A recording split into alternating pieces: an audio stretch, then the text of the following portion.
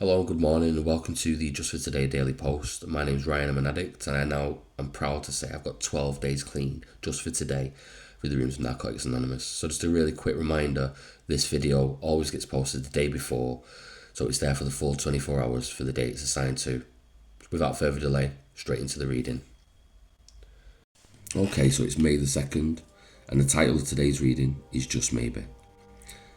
There is one thing more than anything that will defeat us in our recovery. This is an attitude of indifference or intolerance towards spiritual principles. Basic text, page 18.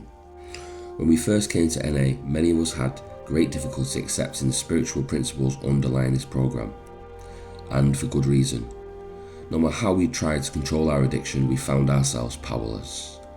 We grew angry and frustrated with anyone who suggested there was hope for us because we knew better.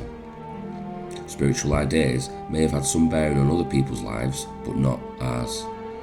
Despite our indifference or intolerance towards spiritual principles, we were drawn to Narcotics Anonymous. There we met other addicts. They'd been where we'd been, powerless and hopeless. Yet they'd found a way to not only stop using, but to live and enjoy life clean. They spoke of spiritual principles that had pointed the way for them to this new life of recovery. For them, these principles were not just theories, but a part of their practical experience.